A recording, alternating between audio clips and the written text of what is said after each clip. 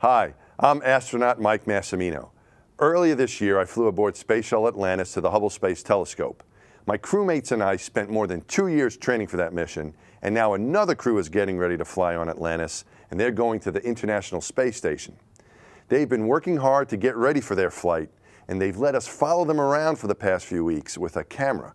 We're about to show you some of that footage, and you're going to get an up-close view of the crew, go inside their training, and hear some of the stories from the astronauts and their team. This is STS 129 Behind the Scenes, and we hope you enjoy it.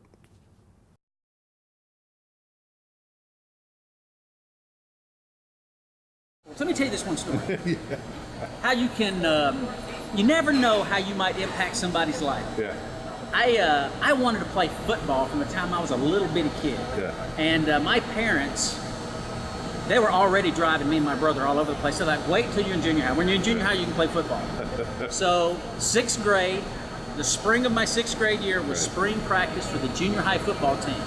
So I rode the bus. I stayed on my bus that would have dropped me off at home eventually by 6th grade, and I rode it to the junior high because they got out later than us. And I would get off the bus there, and I was going to football practice. So we go practice in just regular clothes for the first 3 days, and it's time for the cuts.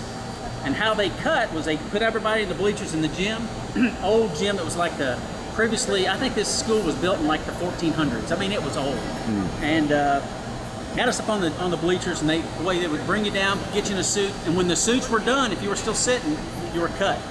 So I didn't want to play football all my life, and towards the end, the suits were gone, and there was like 8 of us still sitting there, and I had been cut. The coach comes out and he goes, okay, for you guys who didn't get a suit, if you want to stay out and keep going through practice through the drills, and just in your shorts and t-shirt, you are welcome to stay out. So I think of those 8 or so, there were 6 of us that did. We went out and practiced. And that's pretty good. A week and a half goes by, and I'm finally the only one left. I want to play football bad. So the rest of those kids dropped out? Finally dropped out, and I'm the only guy that's still out there in shorts and a t-shirt while everybody else is in pads. So finally, after a week and a half of this, Coach Martin, I looked like Beaver from the Leave It to Beaver show, so my nickname was Beaver. He goes, "Little Beaver, you come with me, we're gonna get you a uniform." So we go down into the bowels of this gym. I mean, it's like a dungeon down there. I mean, there's water dripping, it's dark. I expected to turn a corner and see a skeleton, you know? It was, I mean, like old. Anyway, in the bowels of this gym, he goes and he finds me a uniform. He found me these old red pads that were too small for me, even as a 6th grader. I think they were made out of leather, like literally the 30s. These huge extra large pants with extra large thigh pads. I mean, the pants were enormous. And then the helmet he finds is a helmet.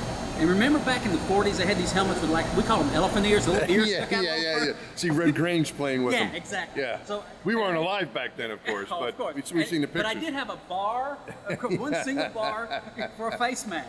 So I got these huge pants, little bitty shoulder pads, an elephant ear helmet, but boy, I was playing football. Something I wanted to do. And the reason I tell this story is Coach Martin, at the time, had no idea, but it made a huge impact on my life. Because I wound up playing football from there through high school. I played football in college, opened up a lot of doors. I learned a great deal from that team sport that I would have never had the opportunity to learn if Coach Martin had said, "Little baby, let's get you some pads." So Coach Martin doesn't even know this, I'm sure, but I mean, I think back to that, and he didn't realize it, but he just opened up a lot of doors, a lot of opportunities for a little bitty kid, and he didn't even realize. So you never know how you're going to impact somebody's life based on things that you do for them or things that are benefit to them. So that's why I tell the story. Yeah, but the thing too is, Butch, I mean, he gave the opportunity to the kids to keep playing, but you also took it. I mean, I would give you a little bit of credit for the kids out there. You know, it's not just when people give you the opportunity like that, even though it might not be handed to you the way you'd like. Yeah. You know, if you learn more from getting cut initially than if you would have got right on that team right away. You probably wouldn't have. You never know how things might have turned out. You know what?